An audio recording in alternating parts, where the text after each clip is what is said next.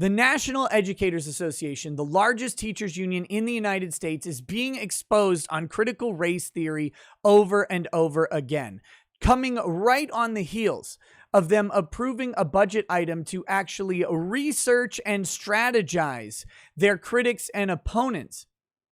They are now fully coming out as supporting critical race theory in K through 12 education, confirming not only that it is being taught, but that they want to further the teaching efforts in critical race theory in K through 12 education. This is undermining a current talking point that critical race theory is too complicated and is not being taught below graduate level university classes, which, of course, if you've been paying attention, you know that critical race theory is actually being fully injected into K through 12 education.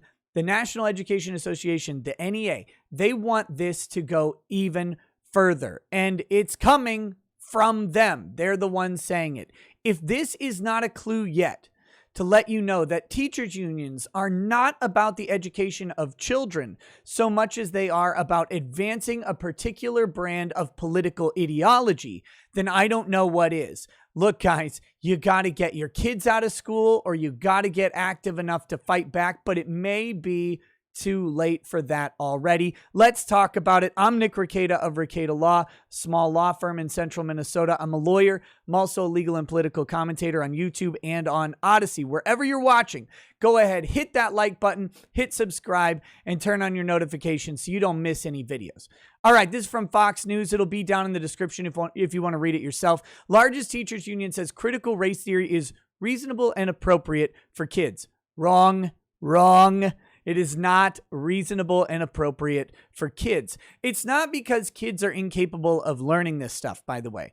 It's not the kids that are at fault here. One, these teachers, K through 12 teachers, cannot be reasonably expected to teach critical race theory to children. They can barely teach math and reading to children. They're not going to nail this one, trust me. But it's also just not appropriate for kids in K through 12 education to be told that their skin color somehow makes them hateful of other races automatically, especially when that is not the known experience that they have. It's not true is one of the problems. And the other problem is it doesn't jive with kids' reality. So it's not appropriate at that time, and it's certainly not reasonable to expect teachers to be able to teach this complicated subject. Look, the argument that it's too complicated and belongs in graduate level education, I'm fine with.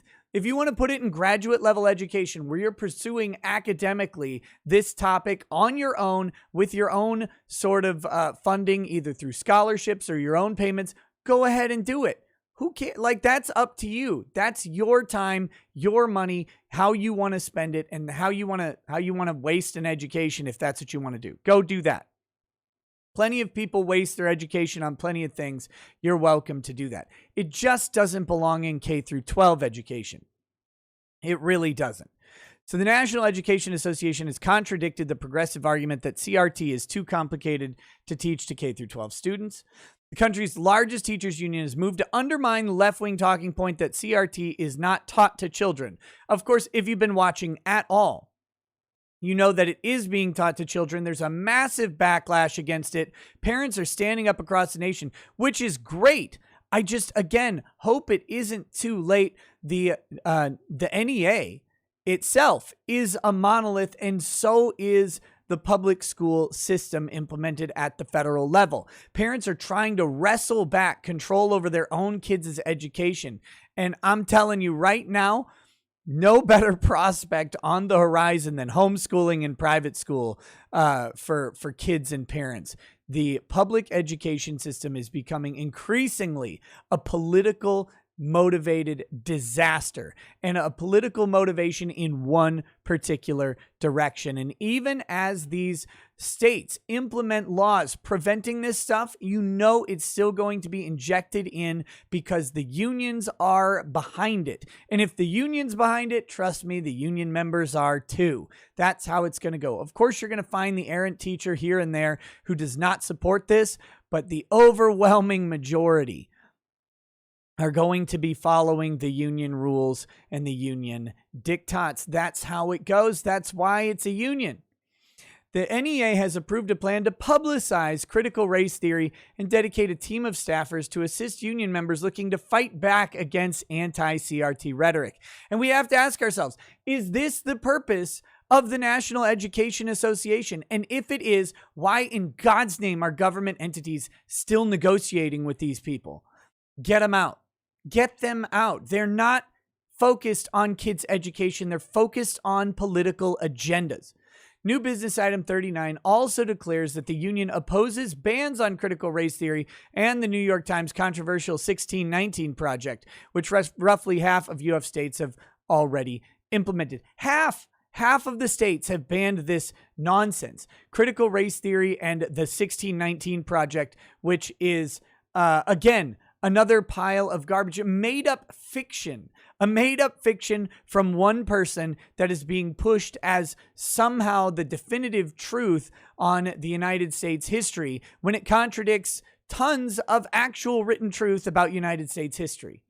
Additionally, the resolution calls for the union to join with Black Lives Matter at school and the Zinn Education Project to call for a rally this year on October 14th, George Floyd's birthday, as a national day of action to teach lessons about structural racism and oppression. So there you go. Again, you've got to ask yourself, why are your kids still in public schools at this point? Why are we tolerating this? If you can't fight it back, you're going to have to take it out for the preservation of your own kids while the fight continues.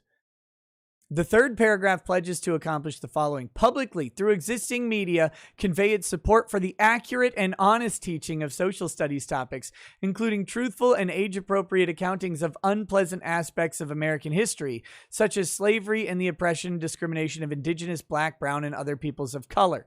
This has already been taught in public schools for decades. How do I know? I went to one. I learned all of this. You actually do learn about slavery in public school and have for as far back as I can remember. You learn about things like the Trail of Tears. You learn about the forced relocation of Native Americans. You learn about various types of oppression and racism. You learn about the civil rights movement. You learn all of this in K through 12 education already. This is already there. We don't need critical race theory to put this in there because it already exists. The association will further convey that in teaching these topics, it is reasonable and appropriate for curriculum to be informed by academic frameworks for understanding and interpreting the impact of the past on current society, including critical race theory. This is not actually an appropriate or reasonable thing for kids. Applying critical theories is something that should be done very specifically and intentionally at the academic level, as in at the research level for specific purposes. This should not be injected into children's education because they lack the requisite background and their teachers lack the requisite capacity to go ahead and teach this. These teachers are not experts on implementing critical theory or critically analyzing older texts. They're literally just education majors, by and large, running around teaching kids various subjects based on curricula written by other people. And this is an extremely high-level topic with extremely limited purposes. It has nothing to do with the actual basic building blocks of education that we want our school system to be helping kids get to so that they can become functional members of society. This is political nonsense being injected into our kids for someone's private political goals and nothing else. And that is not the place of public education, not by any stretch, and they do not deserve your tax dollars. But that's my opinion. I don't know. What do you guys think? Why don't you drop a comment in the comment section down below. Until next time, thanks for watching. Peace. Peace.